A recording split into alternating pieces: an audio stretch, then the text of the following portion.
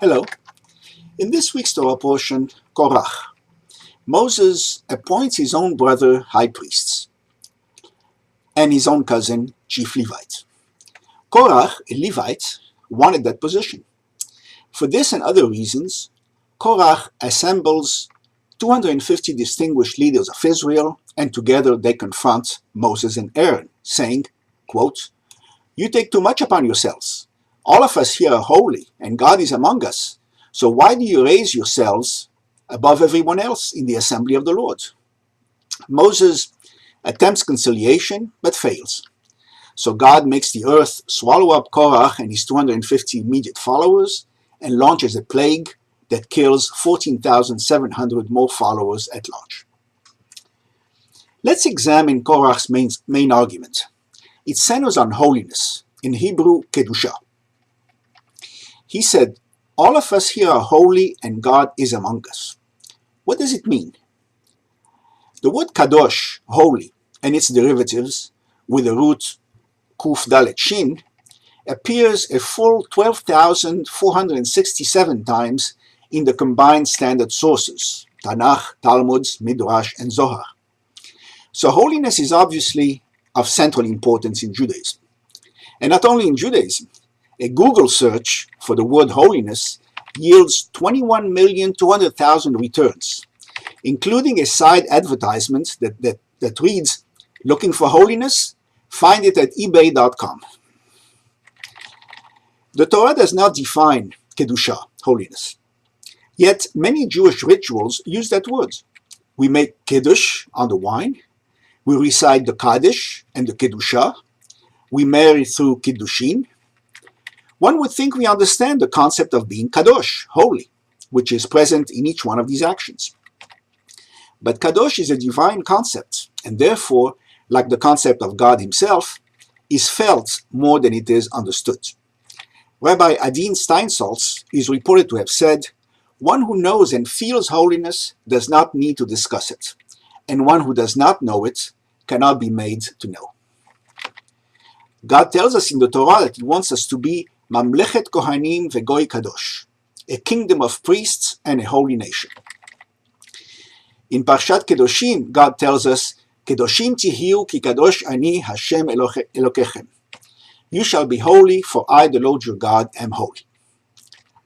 And follows up with a code of holiness, a long series of do's and don'ts, such as no sex with certain entities, not putting a stumbling block before the blind, not gossiping, observing Shabbat, observing Shatnez, etc.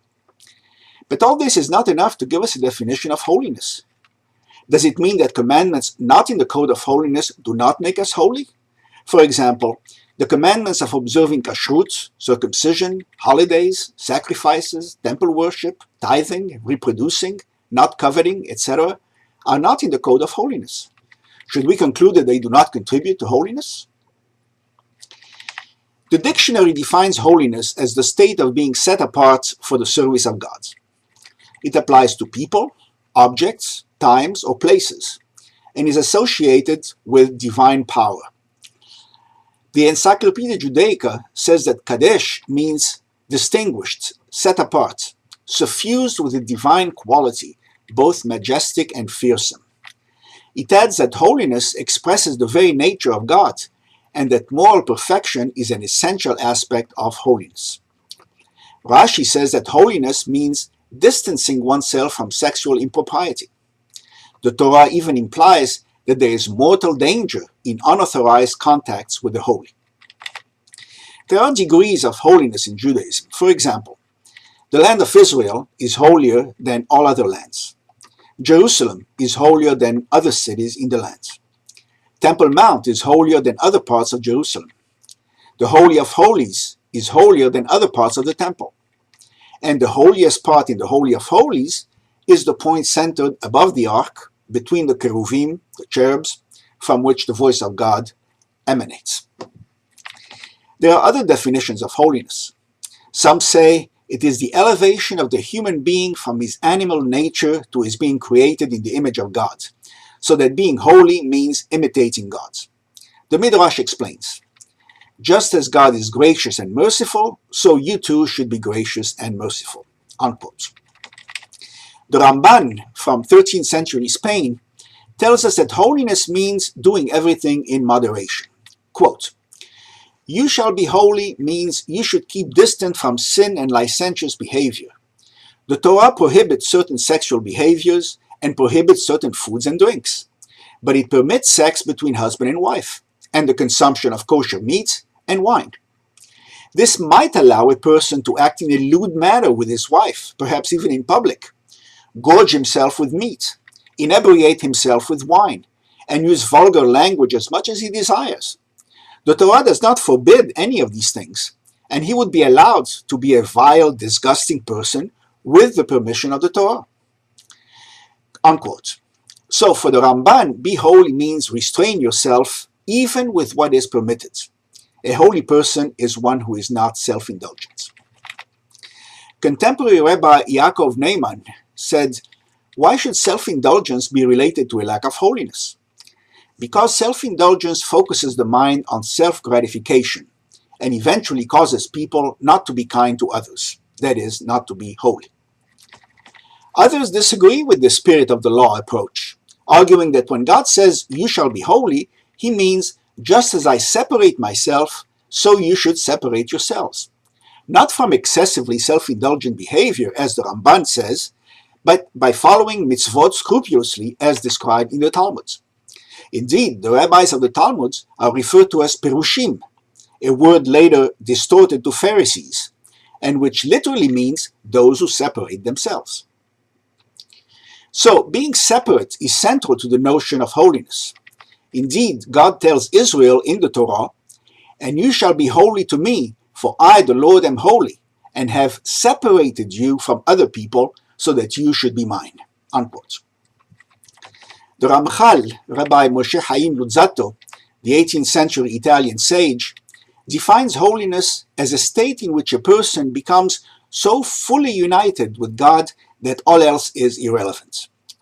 It is the state described by King David in Psalm 69 when he said, "My soul clings to you, your right arm sustained me." To achieve that state, one must avoid all distractions. The Ramchal concludes, quote, "Its beginning is labor and its end reward. Its beginning is exertion and its end a gift. It begins with one sanctifying himself and ends with his being sanctified." Unquote. The Malbim from 19th century Eastern Europe echoes this notion and says that holiness means separating oneself from all the ways of the material and natural worlds. Nevertheless, mainline Jewish teaching encourages Jews to be very much part of the world in which they live. One can be separated and interact at the same time. But perhaps achieving holiness under any definition is too hard for us.